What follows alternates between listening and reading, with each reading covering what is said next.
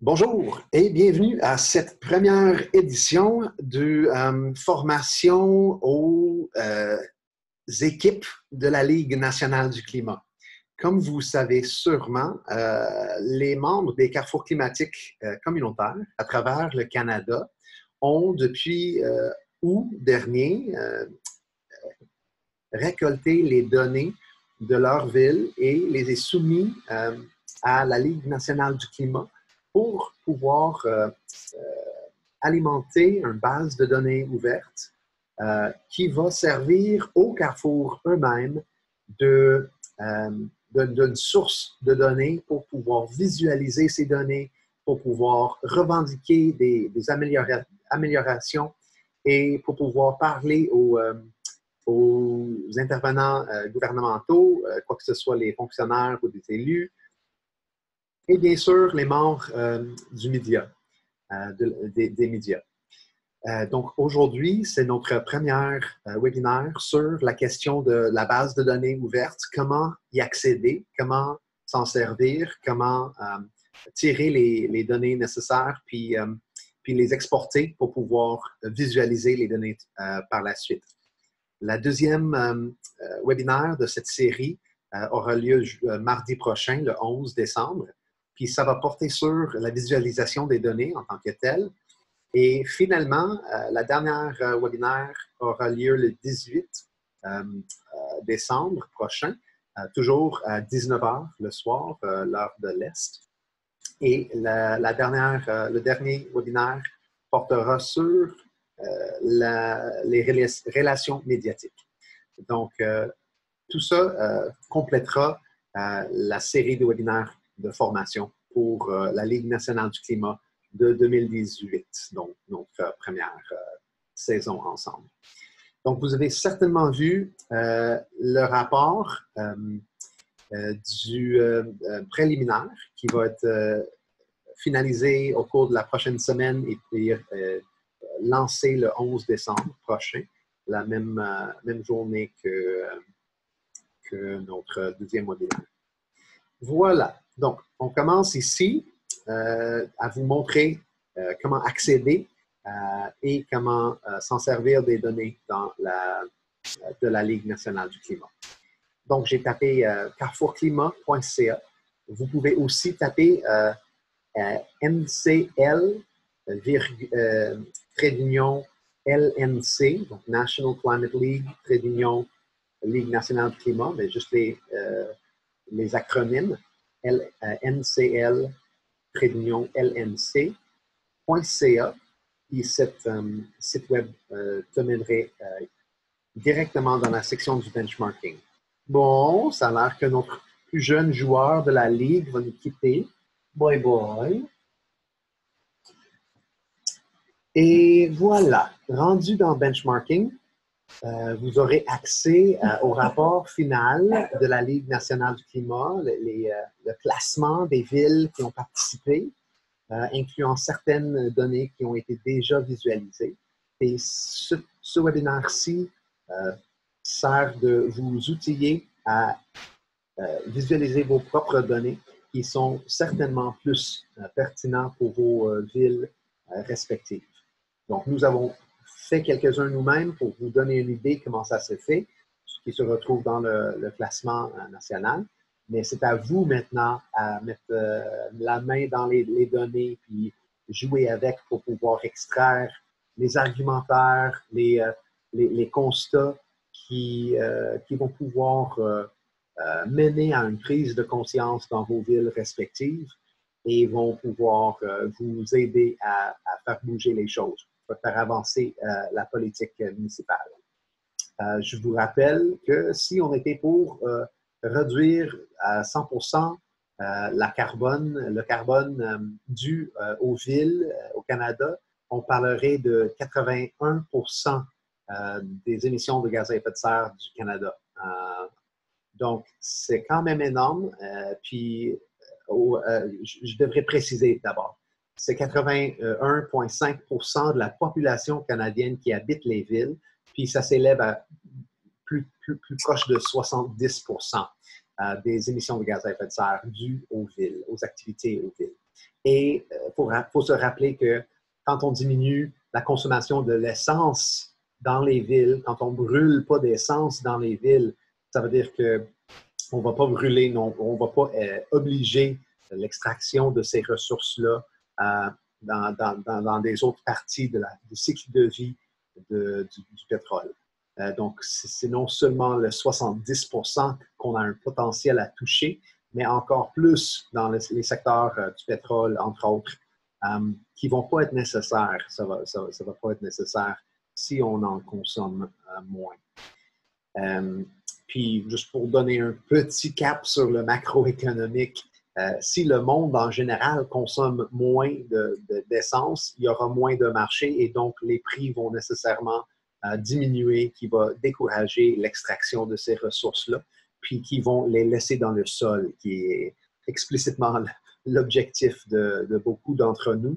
On sait que la science est claire.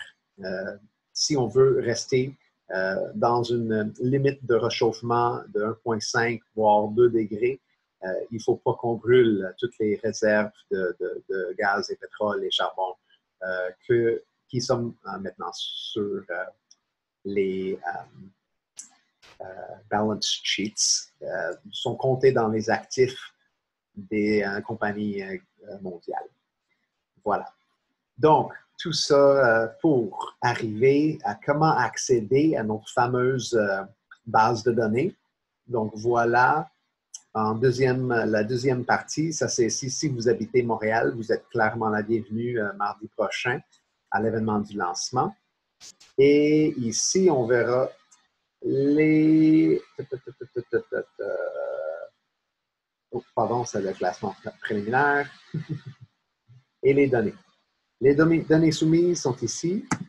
Ils vont bientôt être encore plus visibles, donc désolé pour ça. Et voilà, on est rendu dans cette fameuse base de données ouverte de la Ligue nationale du climat. Et je vous fais un petit aperçu en ce moment. Voilà l'indicateur en question. Et les méthodologies de ces indicateurs-là, je vous rappelle qu'ils sont tous disponibles ici sur carrefourclimat.ca. Donc, ces indicateurs ici. Donc, les méthodologies se retrouvent ici même pour savoir de quoi ça s'agisse exactement. Ici, on a bien la municipalité, la réponse, le cohorte de la municipalité, c'est une grande, moyenne ou petite municipalité, pour pouvoir décider est-ce que je vais comparer ma ville entre les villes du même grandeur, etc. L'unité de mesurement, donc des fois ça peut être pertinent, mais vous allez trouver cette réponse aussi dans le document de cette méthodologie des indicateurs. L'année, bien sûr, du données en question, de la donnée en question, la source de la donnée, un note, des fois, ça prend une précision, puis les gens qui ont soumis ces données-là nous ont laissé des précisions pour nous aider à s'assurer qu'on est en train de comparer des pommes à des pommes réellement. Donc, ça. Quand c'est une donnée qui se compare en fonction de la grandeur de la ville, pour plusieurs des données, on s'en sert du colonne de population. Puis cette population-là a été tirée de Statistique Canada pour l'année en question, donc 2018. Pour préciser davantage, je vais le mentionner brièvement, mais c'est juste à chaque 5 ans, en fait, que Statistique Canada produise des census de la population canadienne, incluant les municipalités. Et donc, on a des chiffres fixes pour ces années-là, 2016, 2011, 2006, 2001, etc., chaque 5 ans. Puis entre les données, on fait une extrapolation ou interpolation pour combler les données entre les deux, juste avec un straight line entre les deux chiffres, donc soit en augmentant ou en diminuant, dépendamment de la municipalité. Voilà. Donc, ce chiffre-là calcule l'analyse par personne. Puis celui-ci par combien de combien de fois est-ce qu'il y a 100 000 résidents, parce que plusieurs des indicateurs aussi prennent ils se comparent les uns entre les autres avec avec une base commune de 100 000 résidents. Voilà. Et pour votre information, nous avons inclus la densité des villes. Ça se peut que vous décidez de faire une comparaison des villes qui sont semblables de côté de densité. Donc, nous avons inclus ça aussi parce que ça fait partie des statistiques disponibles dans le census. Et finalement, les ménages, puis par ménage. Donc, ça va servir surtout pour l'indicateur de gestion de déchets. Donc, on va faire combien de tonnes, combien de kilogrammes de déchets par ménage par année. Donc, c'est pour ça qu'on laisse cette donnée-là. Je vous rappelle maintenant que nous sommes dans la première édition, la toute première édition, et donc, tout va nécessairement être peaufiné, raffiné et amélioré pour les saisons à venir. OK. Donc, on a fait le tour des informations disponibles ici dans la base de données. Maintenant, on va commencer à jouer avec les outils ici. Et ces outils-là nous permettent de classer les données puis de tirer des résultats de ces données-là. Donc, voilà. Maintenant, je vais commencer par faire un filtre. On va choisir de comparer maintenant l'indicateur pour lequel on a le plus de données disponibles, pour vous donner une idée. Puis, ensuite, on va comparer un indicateur qui a beaucoup moins de données disponibles. Donc, on va rajouter un filtre où l'indicateur avec une période après. Donc, c'est important de choisir cette deuxième indicateur-là. Contient et je vais choisir transit. Donc, combien de voyages par année dans une ville donnée? Donc, maintenant, je vois que j'ai diminué le nombre de records de 750 à peu près à 124. Donc, 124 de nos 750 records sont pour les embarcations des systèmes de transport public au Canada. Maintenant, j'ai toutes les municipalités ici, puis je vais commencer à filtrer aussi pour juste les grandes municipalités. Donc, je vais en fait en faire un groupage. Puis, je vais grouper les données par cohorte. Puis, vous voyez que cohorte, ça correspond à la taille des municipalités. Voilà. Maintenant, j'ai toutes les petites municipalités ici, les moyennes municipalités ici au milieu, et finalement, les grandes municipalités, le reste des données. Et ça se navigue très semblable à Excel, Microsoft Excel, pour voir tout ce qui est dans une ligne. Vous voyez que ça coupe ici. Je peux soit mettre mon curseur dessus et ça apparaisse, soit je peux cliquer dessus et je vais peser sur l'espace. Et ça me montrerait tout le record dans son entièreté. Donc, Public Transit pour Peterborough, puis la réponse, etc., etc. Donc, celui-ci, comme vous voyez, c'est ce qu'on appelle un outlier. Donc, ça ne correspond pas à la méthodologie dont on veut. Et c'est pour ça qu'il y a un étoile ici. Donc, c'est intéressant de garder cette donnée ici, mais vous n'allez clairement pas comparer ces données avec les autres. Parce que ces données-là ont suivi la méthodologie décrite dans ce document-ci. Je vais l'ouvrir quand même pour que vous voyez de quoi je parle.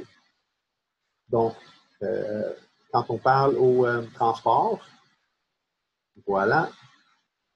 Le transport en commun, le nombre total de déplacements en transport collectif, puis le nombre annuel de déplacements après des statistiques sur l'achalandage publiées par les sociétés de transport. Voilà. Et maintenant, nous avons dans les petites villes, plusieurs petites villes, puis on va décider de viser seulement ou visualiser les dernières statistiques pour les 1, 2, 3, 4 villes qui s'offrent à nous. Donc, je vais par la suite sortir les données.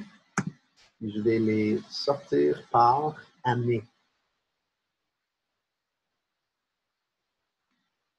Voilà, Reporting Year. Puis on l'applique. Et du coup, ça a déjà été le cas, ça là. Donc, je vais pouvoir comparer Kelowna 2017, Victoriaville 2017 et Kingston 2015. Malheureusement, si on essaye de comparer 2017 avec 2011, c'est pas tant facile faire cette comparaison-là, étant donné l'écart entre les points de data. Donc, pour cette année encore, on est en développement, on n'a pas des datasets tout à fait robustes et complets. Et donc, on se comprend qu'on va prendre une décision contextuelle selon votre jugement. Pour nous, nous avons décidé dans notre rapport, le classement 2018, de ne pas aller au-delà de 4 ans d'écart entre les données. Donc, si on était pour prendre un donné de 2017, on n'irait pas plus loin que 2014. Donc, ça fait 4 ans de données. 2017, 16, 15 et 14. Donc, on garderait juste cette bande-là. Donc, et ceci étant dit, j'ai 3 données ici, Kelowna, Victoriaville et Kingston. Donc, je peux simplement les copier en faisant Shift, cliquant sur un côté d'un rectangle quelconque, faisant sur Shift, puis en sélectionnant les autres données. Maintenant, si je fais Copie, tu vois ici, j'avais 6 cellules qui ont été copiées sur le clipboard. À partir de là, nous irons ensemble à Venngage et c'est ici où nous allons pouvoir visualiser les données. On ne va pas rentrer dans les détails de cette visualisation sur cette webinaire-ci. C'est plutôt une question pour notre webinaire de la semaine prochaine. Donc, je vais créer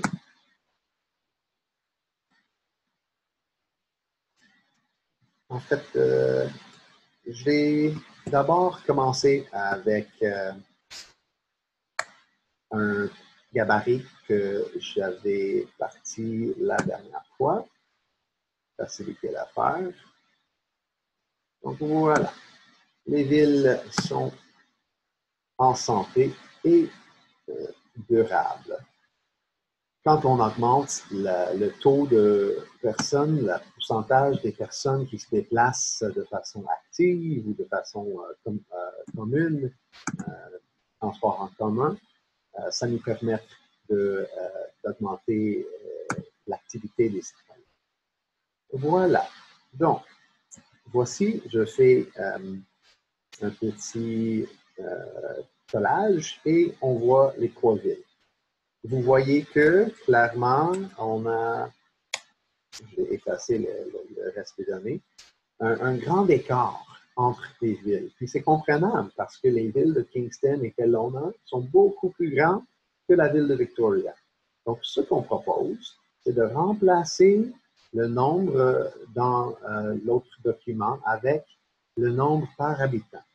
Donc, on ira retourner dans la base de données, chercher le nombre par habitant, qui retrouve ici. Donc, la population ici des villes concernées, des villes de Kelowna, Victoriaville et Kingston, et le taux par habitant. Donc, par capita, je sélectionne ces 3 cellules-là encore en pesant sur Shift. Je copie et je peux maintenant les coller ici. Voilà. Et si je veux bien, je peux les arranger pour qu'ils soient en ordre de grandeur.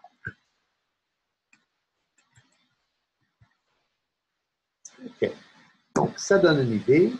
Puis, clairement, plus tard, je vais pouvoir jouer avec les graphiques ici. Et puis, c'est aussi important à mentionner que c'est à votre choix de visualiser ou pas certaines villes. Donc, si vous considérez que, well, Victoriaville, c'est quand même une très petite ville, puis très, non seulement petite côté population, mais aussi de superficie. Puis, nécessairement, il y a moins de transports en commun, ce qui est tout à fait comprenable. Donc, c'est à vous, en fait, à décider comment vous allez visualiser les données qui vont passer un message fort chez vous, dans votre municipalité. Donc, cet exemple-ci, d'après moi, j'enlèverai Victoriaville, puis j'irai peut-être chercher 2, 3 autres villes à travers le Canada qui ne sont pas encore dans la base de données. Si je voulais vraiment comparer Kingston entre ses pairs, j'irai faire ça. Puis, au fil des années, notre base de données va devenir très, très, très robuste et encore plus étoffée pour pouvoir comparer des centaines de villes les uns entre les autres. Puis, c'est important à mentionner aussi que les indicateurs eux-mêmes, on va peut-être enlever ou rajouter des indicateurs dépendamment la rétroaction qu'on reçoit de la part des carrefours et des utilisateurs des données. Donc, ça vous donne une idée comment extraire les données pertinentes et les visualiser. Maintenant, on va faire un exemple qui nous donne peut-être un petit peu plus de difficultés. Et on va choisir un indicateur pour lequel on n'a pas beaucoup de données. Donc, mettons que je m'intéresse à la qualité de l'air. OK, je vois que j'ai 65 records pour la qualité de l'air. Et parmi eux, 29 des petites villes, comme vous voyez ici. Seulement 7 des moyennes villes et 29 des grandes villes. Donc, on va regarder brièvement les petites villes, en fait, parce que c'est compliqué. La raison pourquoi c'est compliqué, c'est qu'on a tiré des données, on a reçu des données de diverses sources. Et donc, les méthodologies ont été différentes les uns entre les autres. Donc, mettons que j'habite, je ne sais pas, on ira pour Chambly. Si j'habite Chambly, c'est important que je note que ces statistiques-là ont été calculées de la bonne façon. C'est pour ça qu'il n'y a pas de note ici, soit une étoile, soit une note qui parle du fait que seulement comparer cet indicateur-là à d'autres villes en Ontario. Parce qu'en Ontario, ils ont une certaine façon de mesurer la qualité de l'air. Donc, pour certains indicateurs, il va falloir faire attention et s'assurer que vous ne comparez pas les pommes avec les poires, les oranges avec les bananes. Donc, la note ici, c'est une méthodologie particulière pour cette ville-ci, dans ce cas-ci, St. John's. Donc, ici, on va comparer seulement les 4 villes, les 4 petites villes de Sherbrooke, Royan, Noranda, puis Chambly et Vaudreuil-Soulanges. Encore, je pèse copie, puis je vois qu'il y a 8 cellules copiées. J'irai ici dans Venngage pour coller les données. Et je reviendrai juste voir, oui, c'est bien 2017, ces données-là, tandis que pour l'ancienne visualisation, comme vous vous en souvenez, j'aurais dû pas garder 2017 ici, mais d'abord enlever la date parce que les dates étaient des années différentes. Je pense qu'il y avait deux données de transport en commun provenant de 2017 et un de 2015. Donc, dans ce cas-là, je peux mentionner simplement dans la description que ces données-là sont entre telle et telle année, puis ça suffit pour les visualiser. Voilà. Et encore, on va faire une petite réorganisation en mettant Sherbrooke tout en haut. Voilà.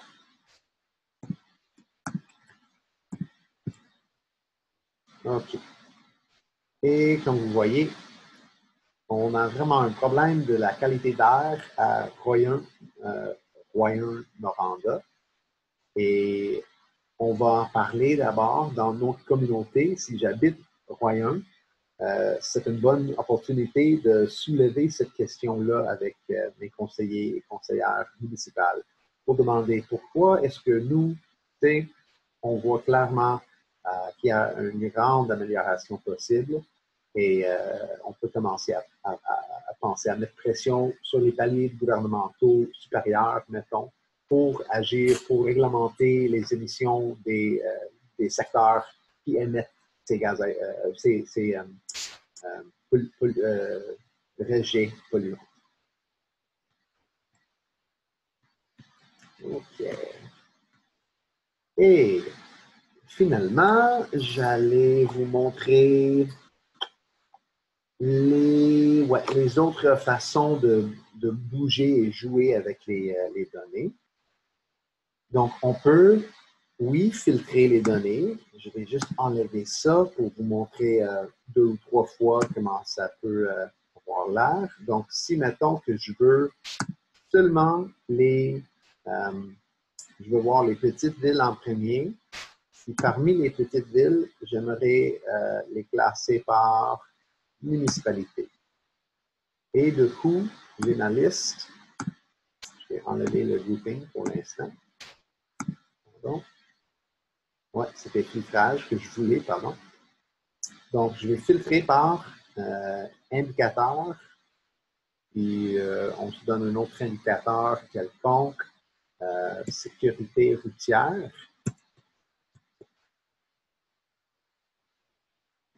Donc, c'est blessure. C'est blessure. Voilà. Donc, ici, les navetteurs actifs blessés. Donc, vous voyez qu'il y a certaines données pour lesquelles une démarche a été déjà commencée. Et pour ces données-là, vous pouvez les ignorer. Bientôt, on espère avoir une réponse de la part de ces municipalités-là pour soumettre ces données. Et voilà aussi, on a plusieurs éléments ici dans la première colonne qui nous démontrent que, OK, si je veux comparer celle-là, il va falloir que je regarde la méthodologie ici, puis que je compare seulement avec les autres villes qui s'en ont servi de la même méthodologie. Encore là, et je répète, mais au fil des années, on va pouvoir exiger, entre guillemets, aux villes de vraiment soumettre les données selon les standards nationaux. Donc, s'il y a une ville en ce moment qui ne soumet pas ces données en suivant la même méthodologie que les autres villes, on va les encourager à commencer à mesurer ce qui compte de façon rigoureuse et standard pour pouvoir comparer, pour pouvoir suivre le progrès. Et ça se peut fort aussi que certaines de nos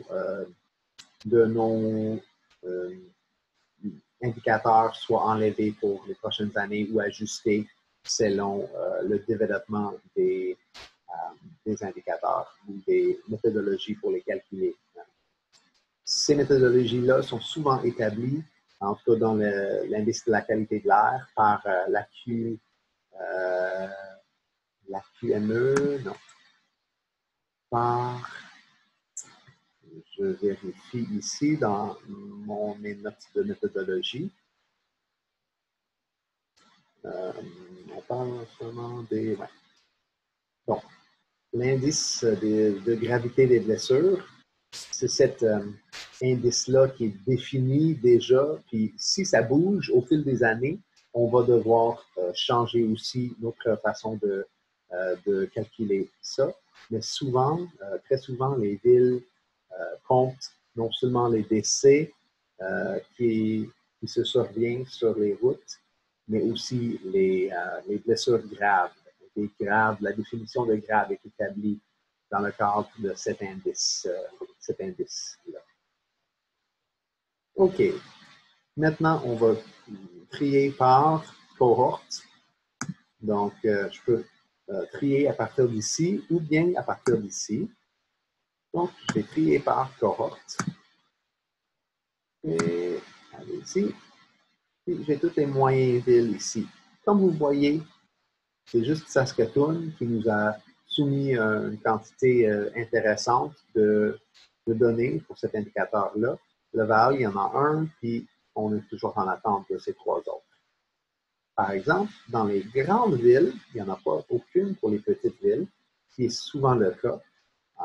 Dans ce cas-ci, on s'est fait dire d'aller parler aux gendarmes, aux RCMP, les polices fédérales ou la Sûreté du Québec, dans le cas du Québec, pour les communautés plus petites, municipales, rurales, parce que c'est la Sûreté du Québec qui mène toutes ces données-là, qui collecte toutes ces données-là. Donc, c'est vraiment à eux qu'il faut demander, pas aux villes en tant que telles. Rendu ici, je vais extraire les données intéressantes pour mon analyse. Donc, j'ai décidé que Medium, il n'y a rien à faire avec Medium, puis je vais faire semblant que j'habite, mettons, à Montréal, OK? Et maintenant, je vais enlever le cohorte Medium en faisant ça, filtrer, ajoute un filtre, cohorte, et je veux juste les grandes villes. Et je vais rajouter un autre filtre. Je veux seulement les données, parce que je vais comparer entre les grandes villes. Je veux seulement les données qui ont été soumises depuis 2017, excuse, 2014. Donc, je vais choisir 2018, 2017, 2016, 15 et 14. En fait, je vais enlever 2018 parce qu'il y en a juste une ville, je pense, qui a soumis ça, qui n'est pas très pertinent parce que l'année n'est même pas terminée. Donc, j'ai 4 années, ce qui fait pour moi le maximum que je veux comparer. Et on voit que pour ces 4 ans-là, j'ai Edmonton, Vancouver, Winnipeg, Montréal et Toronto. Donc, je pourrais regarder les méthodologies ici pour savoir si c'est bel et bien intéressant de faire la comparaison ou pas. Regardons Winnipeg. La réponse, ça s'élève assez haut comparé aux autres villes. Donc, je me donne déjà un doute qu'ils ont calculé ça d'une autre façon. Et per bike Winnipeg, June to June. Donc, c'est ça qu'on a comme note. Puis, d'après moi, ouais, ils auront, puis des fois, ça prend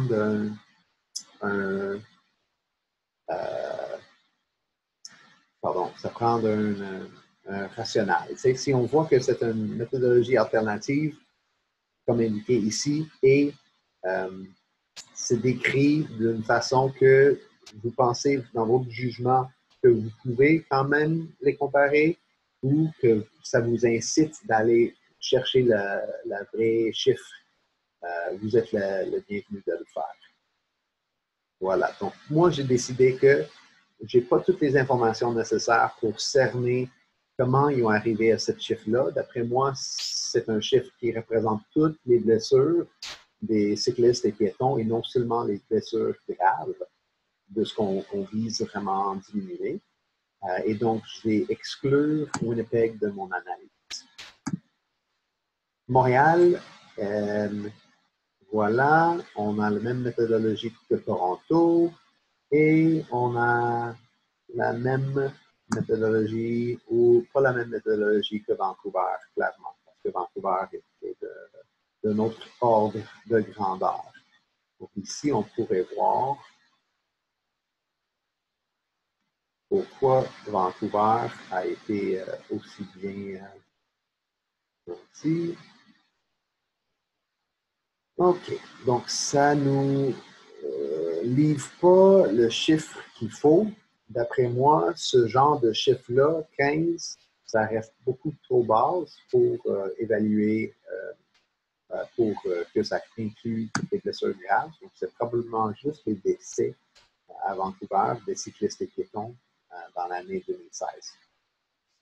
Tout ça me mène à une réflexion. Je pense qu'il faut aller chercher plus loin dans les données pour trouver d'autres villes comparables, parce qu'il y en a seulement deux ici, Montréal et Toronto, qui en ont servi de la même méthodologie pour soumettre la donnée. Donc, je vais enlever 2017 et je vais enlever 2016, parce que j'ai pas 2017 pour ni Montréal ni Toronto. Et 2016 m'enlèverait juste un point de données pour Montréal. Et je vais rajouter 2013 et 2012 pour pouvoir chercher plus loin dans les données. J'enlèverai ces deux-là et j'ajouterai ces deux-là. Et laissons voir si ça nous apporte d'autres opportunités. Donc, la réponse est non. On a seulement les données de Montréal et Toronto ici. Et donc, j'irai une fois de plus chercher si je suis capable de trouver des données plus pertinentes ou comparables entre plus que j'ai deux villes. OK. Donc, aussi, ici, on rencontre un nécessaire ou un inévitable limite de notre base de données. Puis, c'est tout à fait correct. Je suis content de l'avoir tombé dessus. On voit que dans cet indicateur, les navetteurs actifs blessés, on a une limite assez importante dans nos données.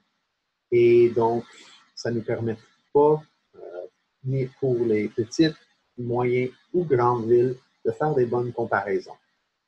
Chose qui est intéressante, par contre, dans ce cas-ci, c'est que si j'habite dans une de ces villes-là, ça me permet facilement d'extraire ces données et de faire une analyse au fil des années.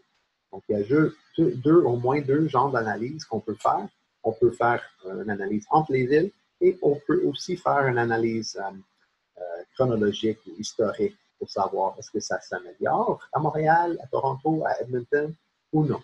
Et dans ce cas-là, à Edmonton, même si la méthodologie qui s'en ont servi n'est pas pertinente pour notre analyse à nous, ça ne nous empêche pas de comparer toutes les statistiques d'Edmonton. Donc, je vais faire ça brièvement. On va enlever tous les filtres sauf indicateurs pour blessure et ville ou municipalité is Edmonton. Et voilà. Nous sommes maintenant capables de tirer toutes ces données-là et les visualiser. Donc, j'irai faire ça tout de suite. Edmonton. Puis, j'irai prendre tout ça, en fait. Et je le mettrai dans Airtable, pardon, Engage. Ici, c'est l'année même. Et donc, j'ai des données, j'ai des données de 2017 à 2007. Puis les années vont en haut, comme ça. Pardon, sur le côté, dans la colonne A, 2017, 2016, etc. Je pense que je vais pouvoir simplement faire ça.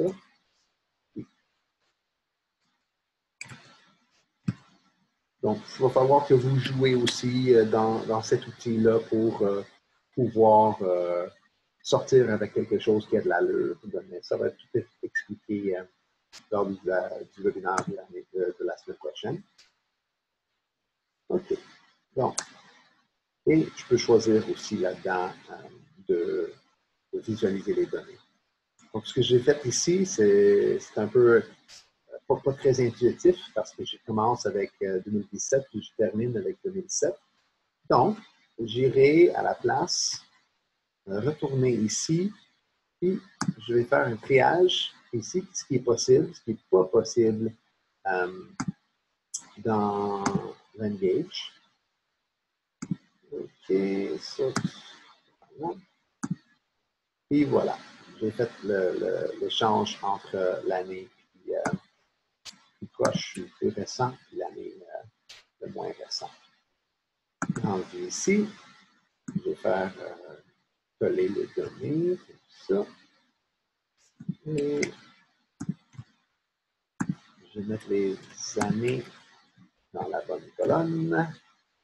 Et on voit clairement que à Edmonton, on voit bien la présentation des données qui démontrent une diminution clairement des blessures dues aux accidents des voitures et des véhicules motorisés, des piétons et des cyclistes. Donc voilà, ça fait le tour de ce que je vais à vous présenter aujourd'hui et je vous invite donc à rejoindre le webinaire la semaine prochaine pour qu'on discute de la visualisation des données plus précisément et pour que vous ayez une idée de comment ça se passe à l'intérieur des deux outils en ligne qu'on va utiliser. Canva, qui va prendre les visualisations de Venngage et les visualiser de façon plus ludique ou va nous permettre de faire une mise en page plus facilement et de les exporter certainement. Et dans un deuxième temps, Venngage que je viens de vous montrer. Donc, ça, c'est les deux logiciels qu'on va regarder la semaine prochaine. Si vous avez des questions, vous pouvez en tout temps les envoyer à data à commercial carrefourclimat.ca ou data à commercial climatehub.ca. Donc, merci beaucoup de votre attention et au plaisir de vous voir la semaine prochaine, ainsi que de vous outiller avec le rapport, la fameuse classement 2018 de la Ligue nationale du climat. Bonne soirée et merci à tout le monde.